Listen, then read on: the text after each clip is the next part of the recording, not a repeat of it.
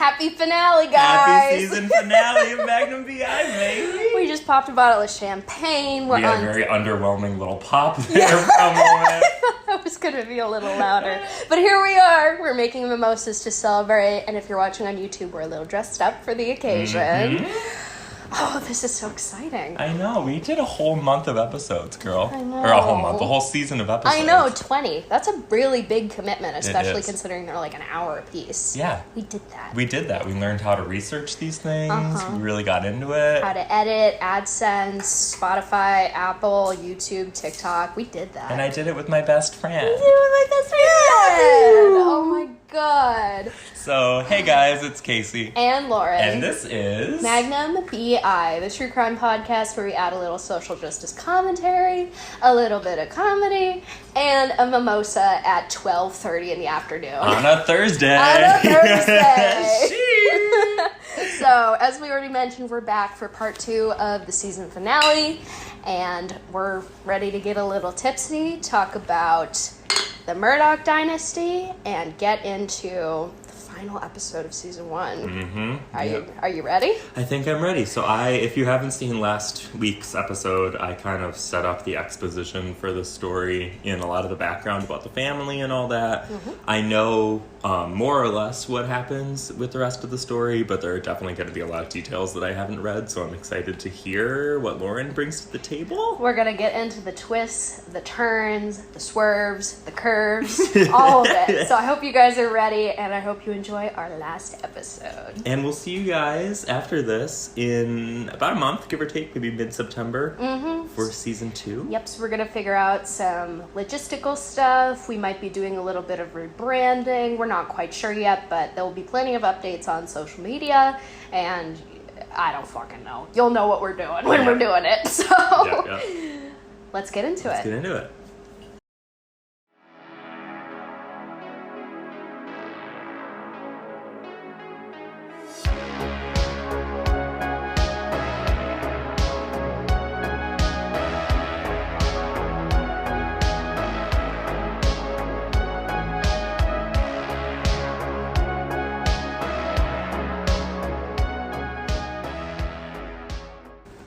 Okay. Are you ready? Mm-hmm. As we discussed in the last episode, the tragic boating accident that claimed the life of Mallory Beach was the beginning of the end.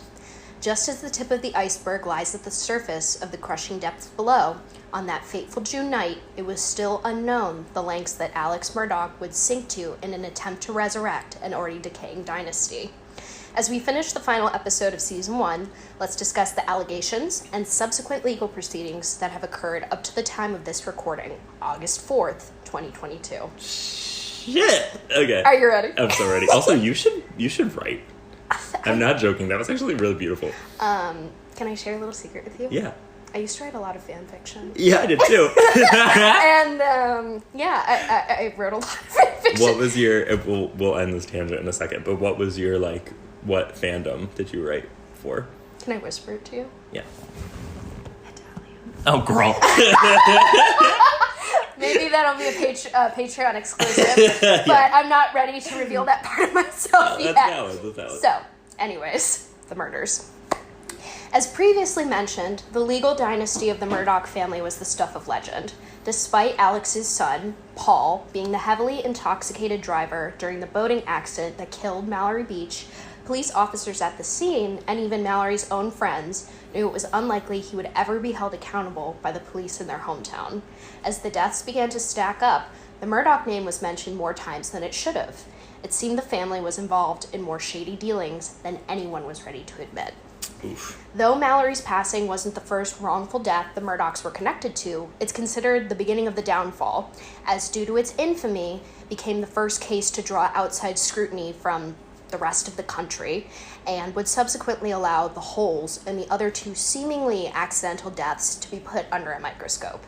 Because, I don't know if you remember, but I feel like I heard whisperings of the boat crash in 2019, just because of, how fucked up and crazy it was, yeah. You know? I mean, it's not every day that some, super rich random kid in the South accidentally kills their friend in a BUI situation, boating under the influence, which is fucking crazy. Yeah, I think I heard about it in the sense that it was just like the amount of privilege this kid has that could get away with that. I didn't hear about the rest of the family allegation connections, you know? Because it's all just coming to light now. Yeah. So, let's do a small recap quick. In 2015, the Murdaughs found themselves tied to the death of 19-year-old Stephen Smith, whose body was recovered 10 miles from their family home. His cause of death was hotly debated from the moment the body was recovered, receiving different claims on the death certificate that ranged from a possible shooting to vehicular homicide. Initially, it seemed the only connection between Stephen's death and the Murdaugh family was proximity. However, once the police began interviewing the Smith family and other members of the community, it became clear that the rabbit hole went deeper than anyone had realized. Here's what we know so far. Rumors began circulating that Stephen had been involved with an older man at the time of his death. Whether this relationship was romantic or purely sexual was never determined, but the two met often. And this older man was also paying Stephen's phone bills at the time. Right? Okay. Are you ready? So, throughout the course of the interviews, the Murdaugh family name was dropped more than 40 times. Oh my God. More specifically, Buster Murdaugh, Alex's oldest son, was mentioned by name 24 times. Oh my God. The context of the name dropping was never specified or has never been released to the public for obvious reasons. Despite all of this, the police only contacted Buster once. He didn't pick up the phone, and his voicemail box was full, so they sent him an email, which he also ignored. Yeah. They never ended up hearing back from him, and they never pursued it further. You know, you can show up at his doorstep, You right? can give him a little knock. Yeah, you can pop in. You can say, hi, what's up? Yeah. Why was your name dropped 24 times in this interview? And why is your voicemail box full, bro? Like, yeah, what are you doing? Let's sort through that. Let's unpack that, shall we? Yeah. So, the investigators would go on to contact multiple other alleged parties, but all of these leads would eventually go cold. While this was the first strange death that the Murdaugh family was connected to chronologically, sloppy police work and botched coroner reports would provide more than enough plausible deniability to allow the family an easy out, which, of course, their weight within the South Carolina legal system also, helped in that regard. So they slipped out of that thing.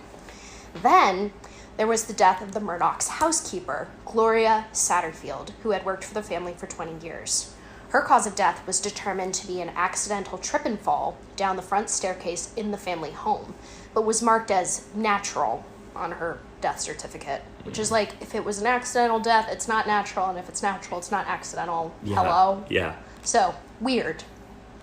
At her time of death, the Murdaugh family had a couple rambunctious dogs that would often, run around the home and knock people over. I hate that. I fucking hate that. I love dogs, but I hate when you go to someone's house and their dogs are, jumping on you and barking at you. No.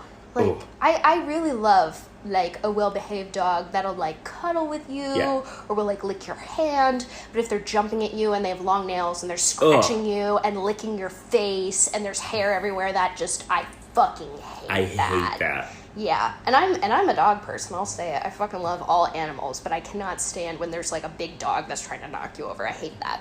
So it was assumed that the animals had something to do with Gloria's spill. It was assumed that they might have knocked her down the stairs or pushed her over or something, but these claims were never verified. It was just, a rumor that was kind of circulating, and the Murdaughs never confirmed or denied. Okay, I'm gonna say... If there were rumors circulating that my dogs tripped my housekeeper and she fell to her death, even if I know that's not true because I allegedly had something to do with her being killed, I would be like, I'm getting rid of these dogs. Yeah. At least for show. Mm-hmm. How are people going to be like, oh yeah, it's those damn dogs, and you're going to be like, no, I love my snowflake. Yeah. Yeah, Fluffy's gonna chill here, even though he has blood dripping from his mouth. He's gonna hang, it's fine, it's whatever. Jesus. So, that being said, at the funeral, Alex set Gloria's remaining sons up with an attorney to spearhead a wrongful death settlement. Unbeknownst to the two, this attorney was a close personal friend of the Murdaugh family. The attorney, Corey Fleming, worked to secure a $4.3 million settlement with the Murdaughs, which would have amounted to a $2.8 million payout for each son. So, considering the family was involved in their death in some regard, that's the right thing to do. Yeah. However, It was later revealed that Alex used his connections with Mr. Fleming to steal $3.1 million from the death settlement money. Oh my god, are you kidding me? No. Fuck that. And this wasn't even made aware. The kids weren't even made aware until, like, after all of this had happened. And they got, like, new attorneys to reopen the case and, like, just, like, dig more into their mother's death and be like, you know, what's going on here? So he fully stole the death settlement money from the family from this grieving family. Yeah. And meanwhile, their mom is dead. Yeah. Like, they have to do all this without, like, the guidance and, like, the love of their mother, you know? Which like, is so fucked up. Oh, my God. That's, like, a nightmare. All of this to say, this brings us to the namesake case of this convoluted path. The murders of Paul and Maggie, Alex's wife and son. On June 7th, 2021, Alex placed a frantic 911 call after discovering the bodies of his wife and son, who had been shot outside of their home near the family dog kennel. At Paul's time of death, he had been awaiting sentencing after pleading guilty to 3 felony BUI charges he had accrued after Mallory's death. However, upon the arrival of emergency services, neither person was breathing. Both were pronounced dead at the scene. Police discovered multiple shell casings at the scene of the crime and a vehicle from a local tow truck company. And I'm not sure how the tow truck is, like, connected to all of that, but they made sure to note it in the article that I was reading. That's interesting, yeah. I'm interested to see if that comes back somehow. Yeah. Unfortunately for us, there isn't much information that's been made available to the public at this time. Alex's lawyers have vehemently denied him being involved in the murders in any way. But, you know, considering a lot of his actions up until this point, I can see where prosecutors could use evidence from his past actions to build a case against him. Yeah. Allegedly. So, we're going to discuss some of the other shady dealings that he's been involved with. Yeah. Number 1. Officers on the scene investigated the surrounding area for surveillance footage at local homes and businesses to determine whether or not Alex was connected to the double homicide.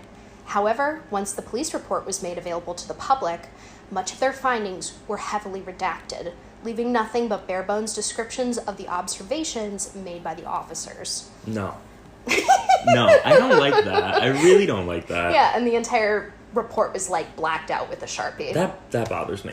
Yeah. Like, I get when it's an ongoing investigation, you don't want to release too much information kind of vibe, but it's like, then don't release anything.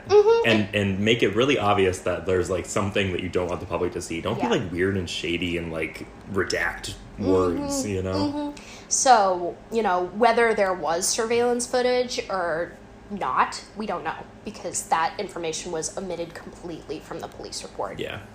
Of course. So, number 2, at the same time as he was being investigated for the double homicide, Alex was tied back to other criminal activities alleged by his former partners at PMPED, which, as you'll remember from last episode, is the law firm he was a part of that was, like, from the Murdaugh family name. And every time I hear it, I think, pumped! So, Alex was accused of bribery, embezzlement, 2 counts of obtaining property under false pretenses, which is connected to him stealing the funds from the Satterfield settlement. Good. Yeah, good. And the distribution and sale of high quantities of the narcotic substance oxycodone. So not only is he allegedly a stealing, murderous asshole. Allegedly. He's also a drug kingpin. Yep. Like, what the fuck? What is going on? He's really like, well, if I'm going down swinging, guys. I might as well, you know, checking him off the list. Bingo card. Yeah. Bingo. So, as all of this is going on, it was, you know, revealed that Alex had been using the drug for a long time before the claims were leveled against him, but would go on to say that his usage had heavily accelerated after the deaths of his wife and son. And, you know, you could either construe that as grief, you know, coping, as people do, or maybe guilt, or a little bit of both. Yeah. I don't know, but I think it's kind of telling that, you know, all these things are connected. The spider web is webbing. Yeah, I don't think his drug usage spiking after the death of his wife and son is, like, I don't think it points to guilt, because I think anyone who's already having problems with substances would really spiral out of control after a death like that. Easy. But with that said, spiderweb is spiderwebbing. It sure is. In other ways. The red twine is twining. Yes. So, and that brings us to what I think is the most pertinent piece of evidence. 3. While staring down the barrel of a litany of mounting criminal investigations, Alex Murdaugh attempted suicide by hitman, paying off his cousin, Curtis Edward Smith, to shoot him in the head 3 months after the deaths of his wife and son. Allegedly. No. He admitted to this one. Oh, okay. He 100%. Like, for real, no, he fine. 100%. His lawyers were like, so. So. My cousin's got a gun. Not the copyright gun. Yeah. My cousin's got a gun. My cousin's got a gun. So, obviously, this suicide by hitman attempt failed, leaving Alex only with minor cosmetic injuries. I'm sorry, that is the funniest thing I've ever heard. Isn't that insane? Like, that is so... Imagine your cousin coming to you after this, like, whirlwind of life events just happened to them, and then they're like, so hear me out. You're gonna drive by, and you're gonna shoot me in the back of the head. Here's a lot of money. Like, are you kidding me? No, I'm dead serious. That's so insane. And I get it, because, like, well, I don't get, because, sorry. I always figured he had somebody do that to him because he wanted the life insurance, and he wouldn't get the life insurance money if he had killed himself. But who was getting the life insurance money? It wasn't his oldest son. Oh, who's still alive. So, he was left with only minor injuries, blah, blah, blah. Initially, he claimed he'd been shot in a drive-by as he was bent over changing a tire on the side of the road. But once... Because that happens. Yeah, of course. Just randomly. Randomly. So, I see people changing their tire all the time and shoot. You're like, look at this idiot. No, I'm kidding. He's got his lug nuts all backwards. Fucking idiot.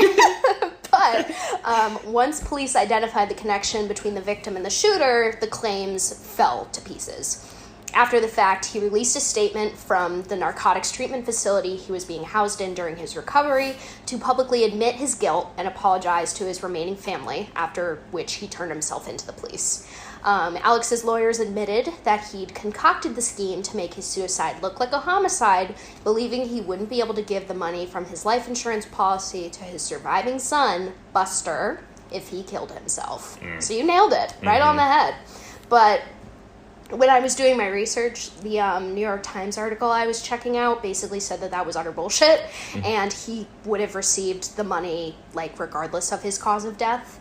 So I was like, okay, but why wouldn't a lawyer, like, in some sense, be aware of that? Yeah, right? Yeah, because it's like, he knows all the ins and outs of the law, he's a drug kingpin, he's already got all this corruption going on. Wouldn't he be, like, aware that his son would get the money regardless? Yeah. So my thought is maybe he was just too much of a coward to do it himself, but that's like a really insane piece of conjecture.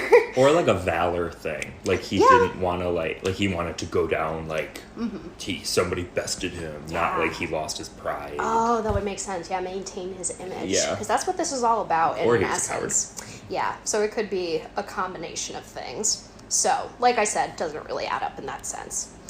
However, as a result, Alex and Curtis were both arrested for multiple felony charges. Oh my god. Yeah. Poor cousin. I know, this poor asshole that got completely, like, dragged into all of this. Yeah. So, Curtis was arrested for aggravated assault, assisting in a suicide attempt, and insurance fraud. To this day, his lawyers claim that he'd been attempting to stop Alex from shooting himself by trying to grab his arm or the gun away from the last second, and that's how he was involved in this. Whether or not that's true, I don't fucking know. At the time of recording, he's been charged with 4 counts of money laundering, 3 counts of forgery, and criminal conspiracy. He posted bail on July 5th and was released after 10 days of incarceration. What year was that? This year, dude. Shit, like this a month July. ago. Less than a month ago. Yeah. So, Alex, on the other hand, was denied bail at his most recent hearing. He was indicted for the alleged double homicide of his wife and son on July 20th, 2022. Jesus. This brings the number of charges leveled against him to a whopping 85, which include his alleged involvement in the deaths of Stephen, Gloria, Mallory, Paul, and Maggie, along with fraud, money laundering, and of course, the planning of his own murder, which is insane that you can be like charged with that. But, but I don't know. Like, I don't what a know cherry the law. on top. And going back to the Satterfield settlement that he like totally took advantage of, the total amount of money he allegedly diverted from the Satterfields and his partners at PNPED totals an astonishing $8.5 million. Oh my god. So like, I'm just astonished that this guy was so like, and again, insane conjecture, so high on his own ego trip that he's like, not only am I going to attempt to get away with murder, allegedly, multiple times, I'm also going to embezzle funds from my family law firm, disenfranchise this family who was close to mine for 20 years, steal money from these kids whose mother fucking died, and also somehow be involved in the statewide distribution of oxycodone. Like, what? It just seems like, where do you draw the line? It's just like such an Icarus complex. Like, yes. That's so insane. Absolutely, and that is the perfect way to phrase it, because in this entire scheme of events, he really got way too close to the sun. Yeah. So. And you also don't need 8.5 extra $1 million. Yeah. Like, I'm sure you were doing just fine in your little law firm, your high power law firm. Like, that's just such an insane amount of money to like risk all of these things and make all these people suffer. Like, for what? I just hate that. The greed is just appalling. As of the time of this recording, Alex has already confessed to a number of these charges, but maintains his innocence in the murders of Maggie and Paul. As of August 1st of this year, 3 days ago. Oh my god. Rumors of a judicial gag order have begun to circulate throughout the courts handling the double homicide case. The defense has stated that this would be a vital move to prevent further disparagement of Alex's character, which might sway the opinions of the jury.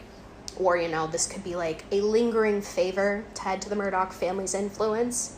Yeah. Maybe a little bit of both. I don't know. Yeah, that's so interesting. That could either be like a really good thing or like go fuck yourself. Exactly. And the worst thing is we like have no idea of knowing, and we probably won't until like years after this case has like been laid to rest. Yeah. And everything has been made available to public record. Like, at this point, court documents tied to this case are already locked behind a paywall, hiding even more evidence from the general public in the interim between the trial and Alex's sentencing. And of course, there's still the heavily redacted police reports. Yeah. What we've gathered from the initial investigation of the Murdaugh family and their legacy as kingpins of the Low Country judicial system paints a rather disturbing picture. There's still so many unanswered questions lingering just beyond our reach. What information will be brought to light as the trial progresses? Does the corruption within the Low Country legal system stop with the Murdaugh family line, or has the plague of abuse infected the entirety of the state? How was Buster Murdaugh connected to the death of Stephen Smith? Why were Maggie and Paul killed in cold blood? We can only hope that these questions will be addressed in due time, and that the families of the victims will receive the justice they truly deserve. All we can do now is wait and watch the downfall. Oh, it feels like a family saga crime novel. It doesn't feel like something that's currently happening. And we just finished book 2, yeah. And now book 3 is in the works. Yeah. So we have to wait for the update, which makes me a little crazy because I just want, like, I want to be able to bookend this and be like, that's it, that's the answer. But like I said, there's still so many things we don't know yet, and we're just going to have to wait and hope that the gag order doesn't, like, completely obstruct any, like, public observance of the judicial system. So that's where we leave our case. I just feel like the prosecution in his case is going to have a really hard time because he is already a really high power lawyer with a lot of powerful connections. Thankfully, he was disbarred, but go on. Yeah, but when you're disbarred, they don't suck that knowledge out of your brain. So, like, he still will, like, have... Not only will he have the money and the connections to hire a really powerful attorney, but I feel like he'll be able to, like, help build that case in a way that is, like, a double punch. So, good luck, guys. Yeah, the prosecution really has their job cut out for them. But considering what we already know, just based on information that's been made public, I think there is a pretty damning picture being painted of the Murdaugh family. My personal opinion, and I'm not a legal expert, is that this guy's guilty as shit. Yeah. And he really needs to go to jail and be held accountable for all the fucked up things he did. And, you know, there's probably more we don't know yet. So like I said, I'm interested to see where this goes. I'm so interested. Why do you think...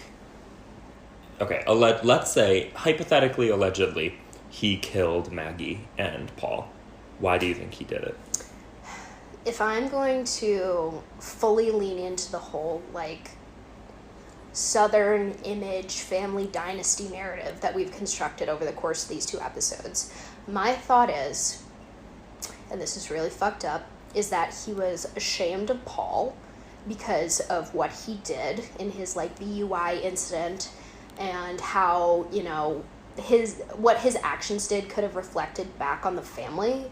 Like, the underage drinking, the accidental murder, boating under the influence, all that shit made his family look really bad. Yeah. So, if this guy was already hopped up on Oxy and going through some crazy shit, like, mentally, because his family was, by proxy, tied to the death of Stephen Smith and now Mallory Beach, he's not in the right headspace to make any kind... And Gloria. Yeah. He's spiraling. He sees the dominoes falling in front of his eyes, and he looks at his son, who has gone from his beloved golden child who can do no wrong to a career liability. Let's tie up a loose end. I agree with and that. My assumption is, obviously, Maggie was like, what the fuck is wrong with you? And she probably either walked in or voiced a issue with him killing their kid, and he was like, you gotta go too. Yeah. And then I'm assuming after the Oxy wore off, or maybe he was, like, struck with sobriety after doing the most fucked up thing you could do to your wife and child. He realized that he had fucked up, and so that's when he placed the 911 call, and that's when the paramedics showed up, and that's when everything started to spiral. I agree. That is my theory. Yeah, I'm on board with that. A guess, so... They were outside when they were found? Yeah. I just want to know the logistics. I'm really curious. We probably won't know for, like, 3 years. Yeah, but... like, why the dog kennel? Why was there a tow truck there? Yeah. What's going on? Yeah. We don't know. He probably also would have... I don't know. Do you know if she worked, his wife? Maggie? Yeah. I didn't think to look into that, no. But if she was a stay-at-home mom, that would, like, further... compound everything. I think having absolutely no autonomy from your husband. Yeah. Well, I'm just thinking he probably would have also gotten life insurance money from her murder. Oh, that's true. But if she didn't work, I don't know how much he would have gotten. Yeah, I'm not sure how those things work. Well, obviously he didn't either, because he thought he had to hire his cousin to kill him to get life insurance money. Yeah, that's true. And the question is that ignorance? Is that Oxy? Is that a combination? I don't fucking know. Is it Oxy or is it ignorance? Maybelline. Yeah. Oh, God. Season 1 merch out now. So, that is the downfall of the Murdaugh family. Crazy. What'd you think? It's our season finale! I know. It's been a wild ride. It's been a really wild ride. What's the case that we covered this season that has, like, stayed with you the most? Stayed with me. Ooh, that's tough. I really enjoyed Elizabeth Bathory. Mm-hmm. That one was fun to do because it had a lot of twists and turns. Same thing with Leonarda. That one was also a lot of fun. But honestly, if I had to say it, it's probably going to be Gilbert Paul Jordan. Yep. That's what I was going to say. Because that's the first one I did. Yeah. It's also probably the most fucked up one I've done. And I haven't been able to stop thinking about it because he's just such a sick fuck. Oh my god. Yeah. Because that's another one like the Murdaugh murders, alleged murders. Alleged. In which it's just so bizarre that it feels like it's not true crime. Yeah. Like, it feels like it's something that some, like, sick weirdo made up. And you're watching, like, the snuff film in your weird friend's basement, and they're like, isn't this so crazy? And you're like, I want to go home. Yeah. I don't feel safe anymore. Like, Mom, pick me up. Yeah. Yeah, I would also probably say him. Or, I think, Snake. I think, like, if there was one case that I covered that was unsolved, because that's practically all I did. Yes. It would be, and that I would want to solve, and I would want to know the answer to, it would probably be Sneha. Yeah. Which, like, is maybe insensitive to say, because obviously every unsolved case, like, you want to give closure to the family and everything, but that's just one case that is just, like, I think about it all the time. Yeah. Yeah. And I would love to know what happened to her. I would love to know what happened, too. I also... If I had to pick a favorite case that you did, I think it would have to be a tie between Tall Hot Blonde and Theranos. Because Tall Hot Blonde was so satisfying. The double catfish was so good. Yeah. I love a little bit of karma. Thank you. You know me. And Theranos is fucking insane because I feel like I know that kind of girl boss. You know what I mean? Where it's just like so... respectfully delusional. Yeah. And like on her grind set mindset, side hustle, like pyramid scheme bullshit warpath. Warpath, yeah, that they just end up in places where they shouldn't be. It's like, okay, yeah, I know a girl that's in an MLM in my hometown. Yes. That could be her. That could be her on so a smaller, with like well intentions and Sure. like big dreams and like, you know, just not a clear mindset. just you know? not ending up where they should be. Yeah. And you know what? It makes for a hell of a story. It makes for a hell of a true crime podcast, which Yeah. we really did do this season. Can you believe that, like, before February, I only knew you in the context of us, like, going out to a bar together? I know. And now I feel like you're one of my best friends. You were very much Easy. one of my best friends. Easy. You were like family to me. Like 100%. I'm not just saying that because the mimosa. Now you're gonna make me cry. You were like literally having me. I love you so much. I love you too. And I am like so excited about what next year is gonna bring in terms of the podcast, in terms of our lives, what we do. It's gonna be real exciting. And I'm Who so knows? excited. By mid-September, what we will be up to. Things happen quickly. Lauren will probably have a new haircut. And, yeah, I'll have a shaved head. Yeah. And we'll come on here with lots of exciting things to talk about. Hopefully updates on some of these cases, especially the Murdaugh case. That would be awesome. Speaking of updates, though, we do have a tiny bit of closure for one of our episodes. Yeah, this is a really nice full circle moment. Honestly, it is. I'm excited to be able to say that me doing the Somerton Man episode spoke into existence. No. I love how you just like proclaim that. It was me. No, I'm kidding. But they did identify the Somerton Man after more than 80 years. They finally figured out who he is. So, using the DNA evidence that we discussed in our initial episode, they finally figured out that the identity of the Somerton Man was a person by the name of Carl Webb. That is that's so surreal that you're saying that. I know, right? It's like, it literally feels like we manifested it, but I will not claim that at all. It wasn't me. But our scientist friend, Dr. Abbott from the University of Adelaide, used the DNA evidence extracted from the life cast, his body, and a bunch of other random shit to figure out that he was an electrical engineer born and bred in Australia. He wasn't a spy. Yeah. He wasn't like he wasn't a drag queen or a pirate or anything exciting. He was just a guy that was in his 40s or 50s that was traveling around Australia looking for his wife after they had fallen out of love, and they finally figured out who he is. Yeah. Which is so crazy! That's so crazy. That is so I was telling Lauren, because when you told the story and the police showed up to that... Remember the woman's phone number? Jessica. Yes. Her phone number was in the book found in the car and yada, yada, yada. And they showed up to her house. and they showed her the clay bust of his face. Yes. And she, like, went pale, and she, like, freaked out. Mm-hmm. I was convinced up until this point that she knew something. Mm-hmm. But now I'm just thinking, now that she didn't genuinely know anything, I'm just thinking, like, if the police showed up to my house with a bust of a dead person, and they were like, your phone number was on a book in his possession, I would also be like... Here's the dead guy. Yeah, you recognize him? Here he is. I would also be like, Yeah, I would also be uncomfortable. But who knows? Maybe she knew the guy's ex-wife. Yeah. You really don't fucking know. The poor lady passed away, I think, in 2006. I might be misremembering that. It's been a couple episodes.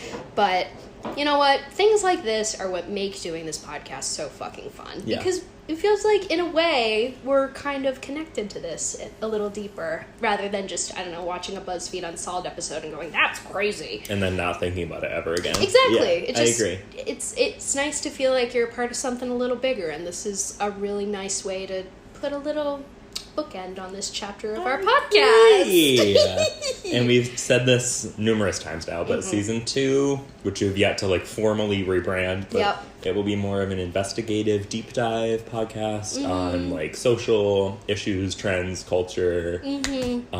Probably, I'm assuming I'll do some true crime here and there throughout. Yeah, me too.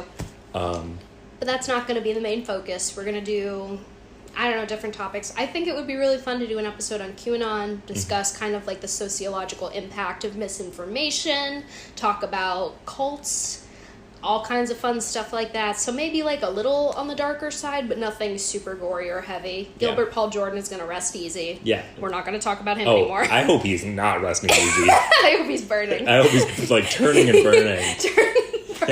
Burn, baby, burn.